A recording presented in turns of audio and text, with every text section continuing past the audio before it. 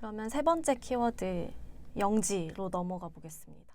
영지는 은희를 처음으로 이제 인간, 고유한 인간, 속마음을 생각하고 나의 속마음을 들어줄 수 있는 사람이 있다라는 것을 생각하게 만든 인간으로 바라봐준 인물이죠. 그 한문 교실에서 지숙이랑 지숙이가 선생님한테 선생님 소개 안 해주세요? 라고 하잖아요. 근데 이제 먼저 하고 나서 어떤 걸 좋아하냐고 물어보잖아요. 아이들한테. 사실 선생님이 그런 걸 잘 물어보지 않잖아요. 또 선생님들은 서울대 가자 이러라는 인물이죠. 우리는 노래방 대신 서울대 간다. 그래서 이제 아까 말씀하신 것처럼 한문교실로 와서 좋아하는 거를 물어보죠. 그래서 은희는 그때 만화 그리는 걸 좋아한다고 대답을 하죠. 우리 지숙이는 켈빈 클라인인가? 네, 그랬던 것 같네요. 네.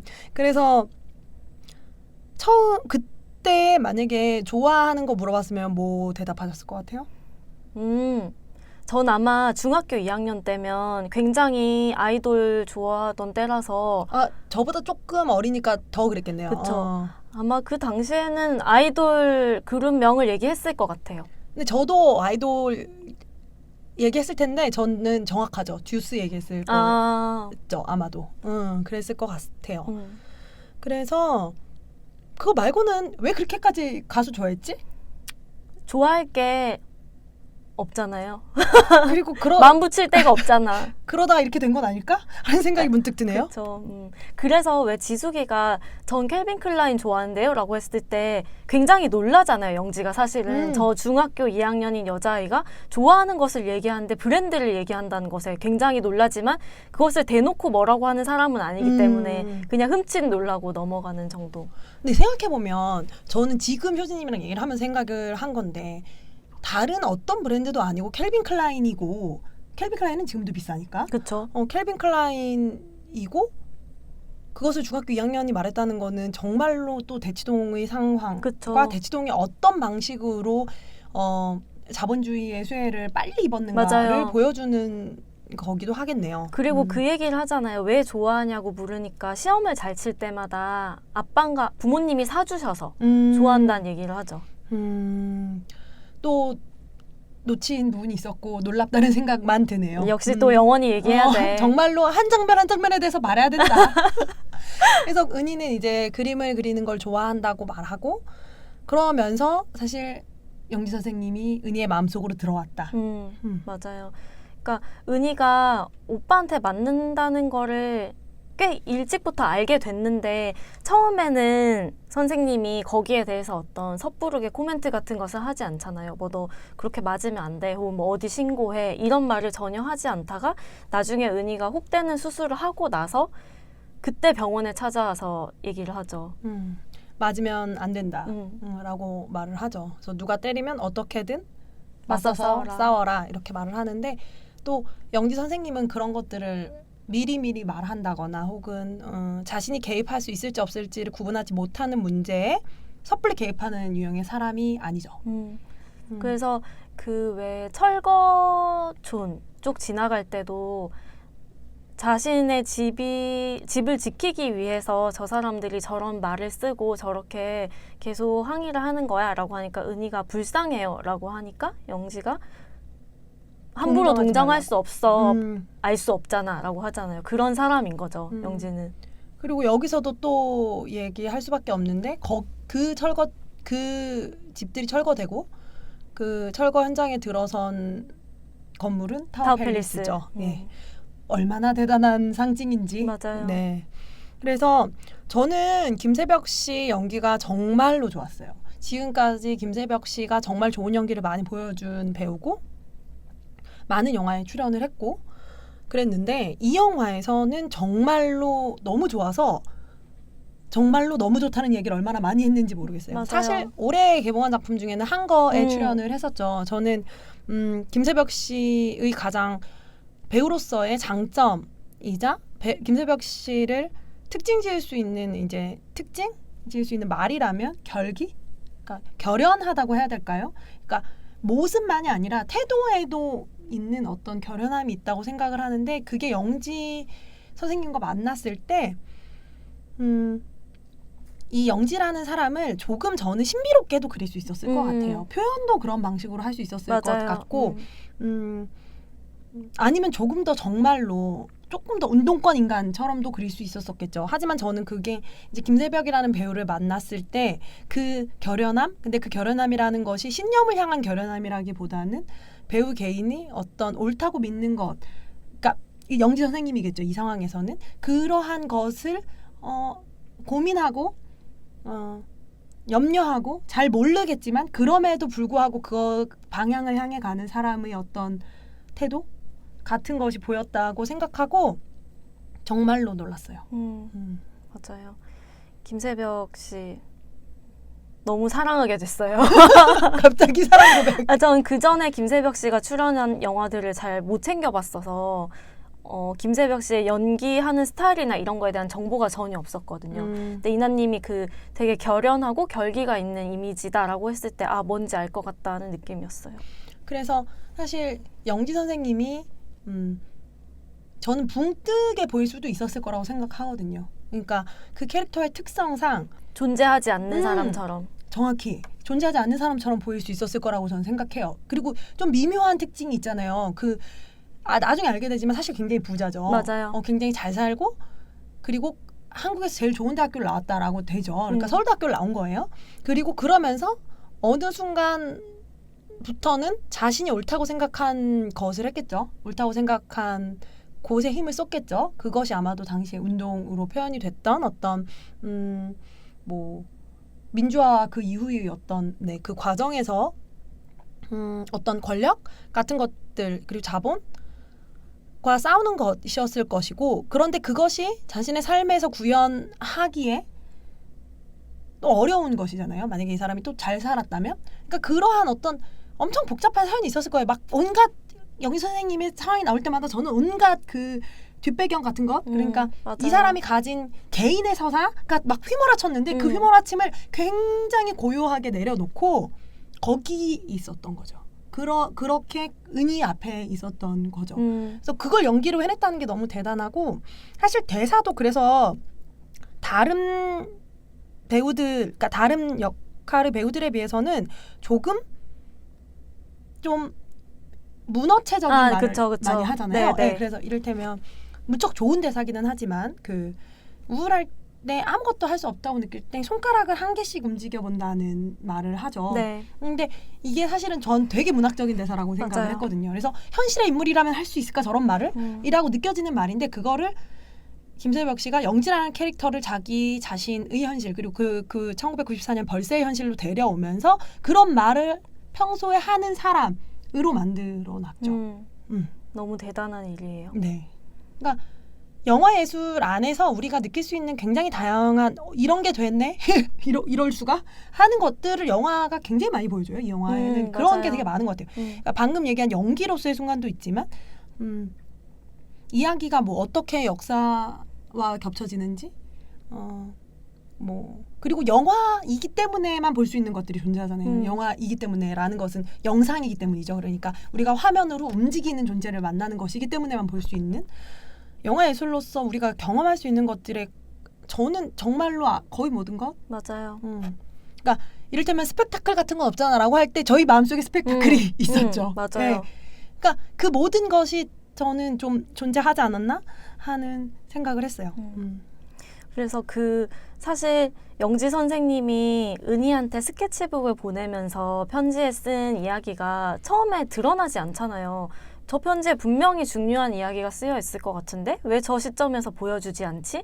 라고 약간의 불안한 마음을 가지면서 보고 있다가 제일 마지막 시퀀스에서 이제 이 이야기가 나오는데 이건 너무 읽을 때마다 너무 눈물이 나기 때문에 이제 울지 말고 읽어봐. 울지 않고 읽을 수 있을까? 한번 읽어보세요. 왜 갑자기 울려고 해? 여기 영상을 못 쓰잖아 그러면. 아니야 울진 않아. 네. 그래서 어떻게 사는 것이 맞을까? 어느 날 알 것 같다가도 정말 모르겠어. 다만 나쁜 일들이 닥치면서도 기쁜 일들이 함께한다는 것. 우리는 늘 누군가를 만나 무언가를 나눈다는 것. 세상은 참 신기하고 아름답다.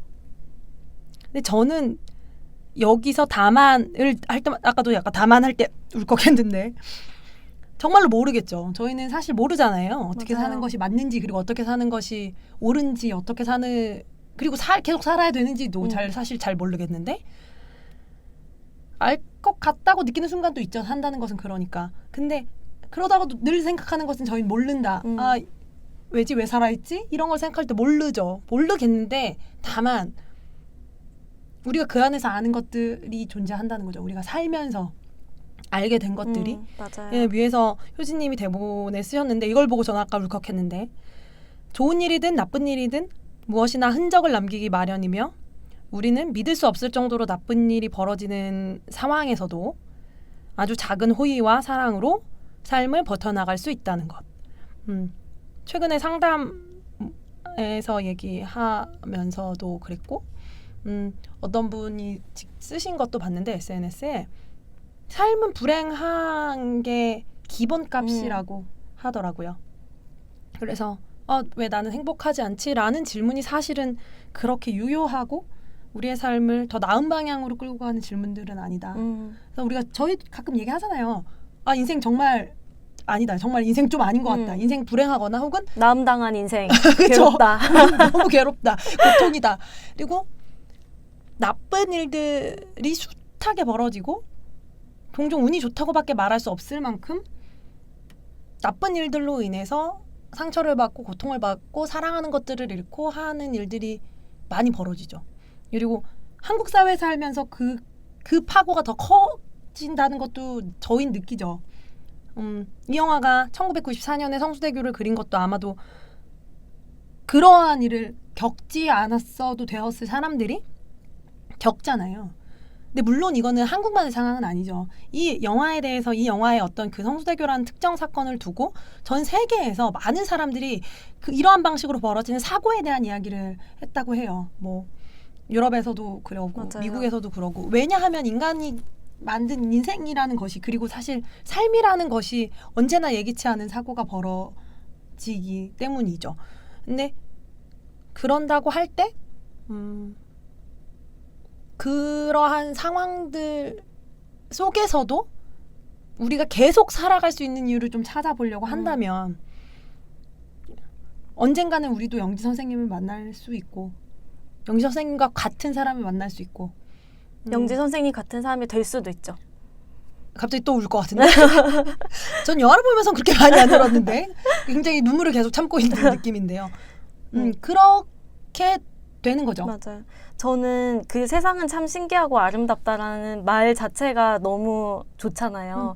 근데 어떤 생각이 들었냐면은 진짜로 말도 안 되는 나쁜 일들, 그렇게 큰 비극, 예를 들어서 뭐 다리가 무너져, 백화점이 붕괴돼, 그리고 그런 배가 가라앉아, 정말 말도 안 되는 비극들이 그냥 막 일어나는데 너무 신기한 게 그런 비극들을 겪으면서도 되게 작은 호의 있잖아요. 그러니까 예를 들어서 은희가 입원했을 때 애기야 너 뭐 매실장아찌 좀 먹어봐 라든지 따뜻한 우롱차를 준다든지 이런 사람이 사람한테 하는 되게 작은 호의가 담긴 행동 같은 것들이 그런 비극을 겪는 사람들을 살아내게 만든다는 게 전 너무 신기한 거예요. 그렇죠. 그런 것들이 살아내게 하는 거죠. 그리고 이 작품이 영화적으로 정말 태도면에서 훌륭하다고 느낀 것 중에 하나는 전 영화를 보고 나와서 친구랑 한 얘기는 영화가 되게 품위가 있다 맞아요. 라는 얘기였는데 사실은 폭력 자체는 은희 개인의 존엄성을 지키기 너무 어렵죠. 왜냐하면 너무 폭력적인 세상이 폭력적이니까 맞아요. 뭐 아빠, 오빠 뿐만 아니라 가부장제라는 그 어떤 제도 그리고 한국 사회 그러니까 그 모든 것들이 엄청나게 폭력적이고 야만적인 것은 맞아요. 그런 시대이고 그리고 그것을 그러니까 그것을 막 억지로 축소시키거나 미화하지 않는 것도 맞는데 대신 감독님이 어떤 순간에 이 작품을 어떤 순간에도 은희를 막장 같은 데로 몰아넣지 맞아요. 않는다는 거죠. 이를테면 저는 그 장면을 보고도 생각했는데 저희가 한국 여자라서 불안한 지점들이 있지 않습니까? 저희가 우리 집을 보고 안전에 대해서도 얘기를 했었잖아요. 사실 저희는 한국 여성이기 때문에 우리 집에서 당연히 윤관 감독님이 이 아이들을 위험에 빠뜨리지 않을 거라는 확신은 있고, 그리고 심지어 이 영화가 끝난 다음에 하나와 아이들이 안전하게 살아갈 수 있을 거라고 저희는 믿게 되는데, 그럼에도 불구하고 예를 들어 노숙자가 거기 있어요. 근데 감독님이 그런 선택을 안 할 거라는 걸 알면서도 저희는 한국 여성이기 때문에 불안해버리는 그쵸. 거죠. 근데 이 영화 속에도 그런 씬들이 존재한다는 거예요. 예를 들어 그 남자친구죠. 남자친구 지환이랑 뭐 이렇게 노는 장면이 있는데, 그때 오빠의 침대에서 놀게 되는데, 그때 저 오빠는 아빠한테 걸리면 어떡하지? 라거나 맞아요. 뭐 그러한 몇몇 장면들이 있는데, 그리고 또 그 언니 수희의 남자친구가 그 은희랑 언니의 방에 숨어들죠. 근데 또 이것도 흥미롭죠. 아들만 방을 따로 씁니다. 아, 그렇죠. 물론 성별도 그렇지만 뭐 여하튼 그래서 은희와 수희의 방에 숨어드는데, 그때도 계속 안 불안하셨어요?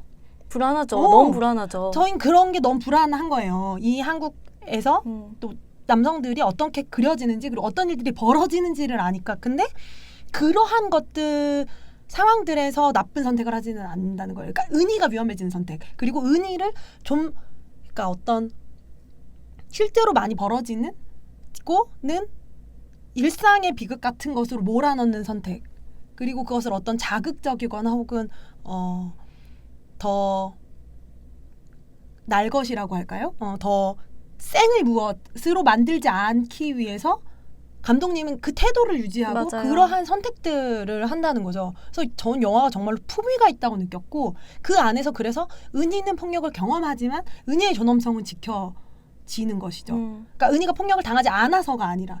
그래서 그런 것들도 되게 좋았고, 저는 결국에는 그 마지막 장면에 은희랑 수희랑 그 수희 남자친구 이렇게 셋이 밤에 차를 달려서 성수대교가 끊어진 것을 보러 가는 장면이 나오잖아요. 마지막 즈음에. 근데 그건 사실 어떤 상처 같은 거, 비극 같은 거를 되게 똑바로 본다는 거 자체에 엄청 많은 의미가 담겨 있잖아요. 꼭 봐야겠다고 하잖아요. 그래서 그걸 직시하는 시선이 되게 돋보이는 영화였고, 세상은 참 신기하고 아름답다 라는 대사에 대해서 말을 하자면, 저는 이 영화를 보고 되게 여러 가지 면에서 반성을 많이 했는데,